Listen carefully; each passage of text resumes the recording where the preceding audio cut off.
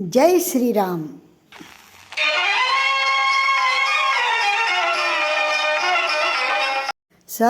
సోదరీమణులందరికీ ఝాన్సీ ఆధ్యాత్మిక ముచ్చట్లకి స్వాగతం, సుస్వాగతం. ఈరోజు మన ఈ ఉపనిషత్ వాహిని ధారావాహికలో మాండిక్యోపనిషత్తు గురించి చెప్పుకుంటున్నాం. అందులో ప్రాజ్ఞుడు అంటే ఎవరో తెలుసుకుందాం. కిందటి సంచికలలో ఆత్మకు 4 పరిమాణాలు ఉంటాయి అని చెప్పుకుంటూ వైశ్వానరుడు, తైజస్సుడు అన్న ఈ 2 పరిమాణాల గురించి తెలుసుకున్నాం. ఇప్పుడు 3వ పరిమాణమైనటువంటి ప్రాజ్ఞుడి గురించి తెలుసుకుందాం.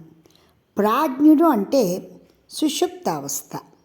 మొదటివి 2 జాగ్రత్తావస్థ, స్వప్నావస్థ అయితే ఇది సుషుప్తావస్థ.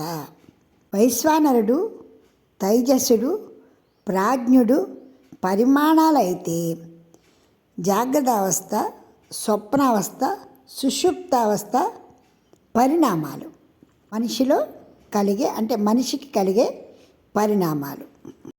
యత్ర సుప్తో న కంచన కామం కామయతే న కంచన స్వప్నం పశ్యతి తత్ సుషుప్తం. అంటే ఎప్పుడైతే ఎటువంటి ఆలోచనలు కానీ, కలలు కానీ, చిన్నపాటి మెలకువ కానీ లేని గాఢమైనటువంటి నిద్రాస్థితి ఏదైతే ఉన్నదో అది సుషుప్త స్థితి, 3వ పరిమాణము. ఆ స్థితి ఎలా ఉంటుందంటే సుషుప్త స్థాన ఏకీభూత ప్రజ్ఞానఘన ఏవానందమయో ఆనందభుక్ చేతోముఖ ప్రాజ్ఞస్తృతీయ పాద. ఇట్లాంటి గాఢ నిద్రలో అది అనుభవాలు లయించిన స్థితి, చేతన బహిర్గతమైనటువంటి స్థితి, ఆనంద స్వరూప స్థితి. ఈ సుషుప్తావస్థలో మనిషిలో ఎలాంటి కదలిక కానీ, ఆలోచనలు కానీ, కలలు కానీ ఏమీ ఉండవు. ఇది ఆత్మ యొక్క 3వ స్థితి. ఈ స్థితిని అనుభవించేవాడు ప్రాజ్ఞుడు అని చెప్పబడుతూ ఉంటాడు. ఏ అనుభవాలు ఉండవు. కాకపోతే గ్రహణ శక్తి బహిర్గతంగా ఒక రాశిగా ఉంటుంది. అది మనం ఎలా గుర్తించగలం అంటే ఒకసారి అమ్మయ్య ఎంత సుఖంగా నిద్రపోయామో అనుకుంటాం, అలా హాయిగా ఉందిరా అనుకుంటూ ఉంటాం. ఒకసారి అరే ఇంత అడావుడైందా, నాకేం వినపడలేదే అనుకుంటూ ఉంటాం. గాఢమైనటువంటి సుషుప్తావస్థ అది 3వ పరిమాణము ఆత్మకి. ఇటువంటి నిద్రావస్థకి 4 లక్షణాలు ఉంటాయి. ఇప్పుడు మనం నిద్రకి 4 లక్షణాలు ఉన్నాయనుకున్నాం కదా, ఆ 4 ఏమిటో తెలుసుకుందాం. ఈ స్థితిలో ఎలాంటి అనుభవాలు ఉండవు. దానికి కారణం మనకున్న సమస్త ఇంద్రియాలు కూడా విశ్రాంతి స్థితికి వెళ్ళిపోతాయి. ఆ కారణంగా బాహ్య జగత్తుకి సంబంధించిన ఏ చిన్న శబ్దం కానీ, ఆలోచన కానీ మనకి తెలియదు. అయితే మానసికంగా అనుభవాలు ఉంటాయా మనసులో అంటే అవి కూడా ఉండవు. అంటే మనస్సు కూడా పూర్తిగా చేతన మనసులో లీనమైపోతుంది. అయితే బాహ్యంగా, ఆంతరికంగా ఉన్న మనసుతో పాటుగా సుప్తచేతన అవస్థలో నిండిపోయిందో మనకి ఎలాంటి అనుభవమో, ఒక మెలకువ కానీ, కళ కానీ, ఆలోచనలు కానీ రావు. ఇది మొదటి లక్షణం. అయితే 2వ లక్షణం బాహ్య జగత్తు, మానసిక జగత్తు అనే ఏ జగత్తు అనుభవాలు లేకుండా మనస్సు, సుప్తచేతన మనస్సు, బుద్ధి, చిత్తం లయించి ఉంటాయి. ఇవన్నీ ఎక్కడ లయించి ఉంటాయి అంటే నేను అనే స్ఫురణలో లయించి ఉంటాయి. నేను అనే చైతన్యంలో లయించినప్పుడు ప్రత్యేకమైనటువంటి అనుభవాలనేవి ఏవి మనకి తెలియవు. అలా గాఢమైన నిద్ర అండి, మనందరికీ తెలుసు. ఎప్పుడప్పుడు ఇలాంటి గాఢమైన నిద్రపోయినప్పుడు మనకి ఏమీ తెలియవు. ఎంత రణగొణధ్వని అయినా కూడా తెలియదు. చాలామంది సినిమాలు పెడుతూ ఉంటారు. సినిమాలో బోళ్ళంత గొడవ, హడావుడి, మ్యూజిక్, దెబ్బలాట్లు, యుద్ధాలు. మెలకుగా ఉన్న వాళ్ళకి తలా చెవులు పగిలిపోతూ ఉంటాయి. అక్కడ నిద్రపోయేవాళ్ళు హాయిగా నిద్రపోతారు, ప్రశాంతంగా, చాలా ప్రశాంతంగా నిద్రపోతారు. సినిమా అంతా అయిపోయిన తర్వాత అప్పుడు మెలకు వస్తుందన్నమాట. అంత గాఢ నిద్ర అనమాట. ఇది రెండవ లక్షణం అయితే ఇక మూడవ లక్షణం ఏమిటి?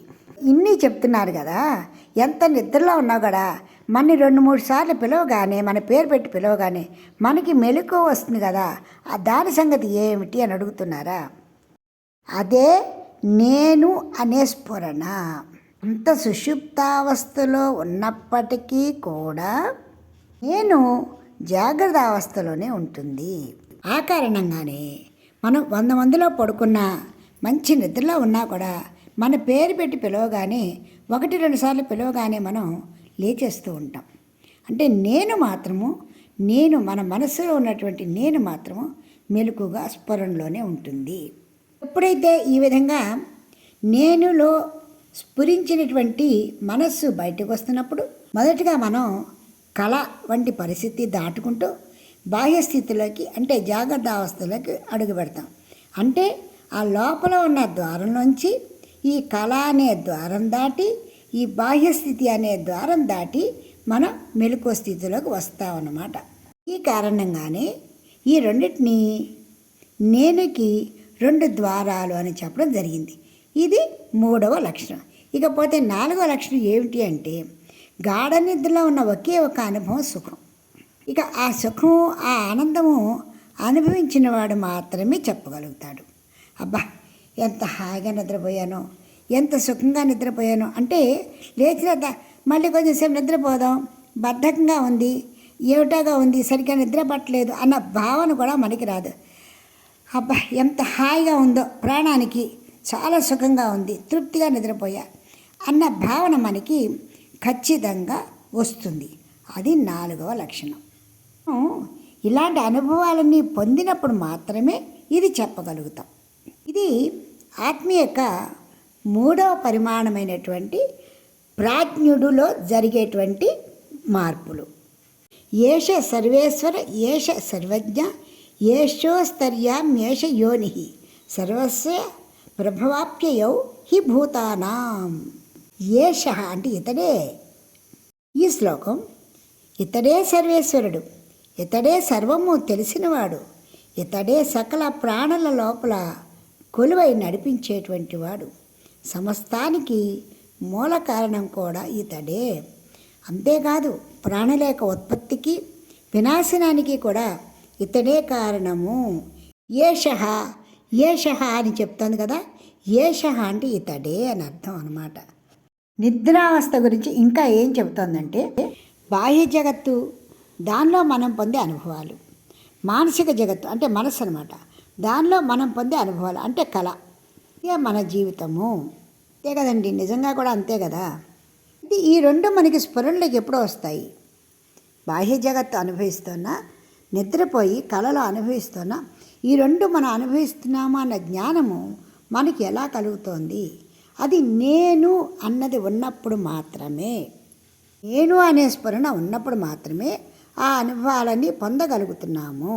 ఎప్పుడైతే నేను అన్నది కోల్పోతామో మనకి ఏ అనుభవాలు ఉండవు.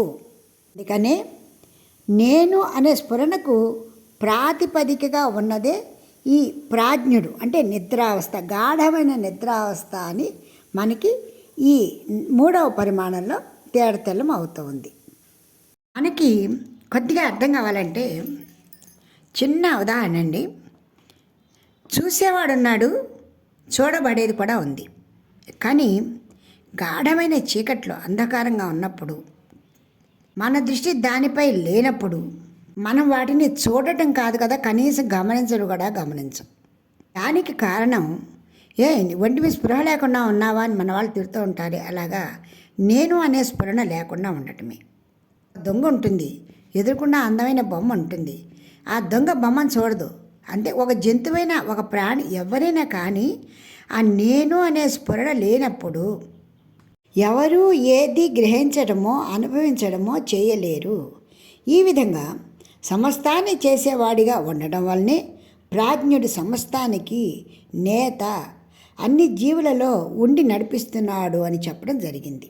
జగత్తు ఉండవచ్చు, అనేక రకాల జ్ఞానం కూడా ఉండవచ్చు, కానీ నేను అనేటువంటి జ్ఞానం, నేనే అనేటువంటి స్పృహ, ఆ స్ఫురణ మనలో లేనంతకాలము వాటి ఉనికి కూడా మనకి తెలియదు.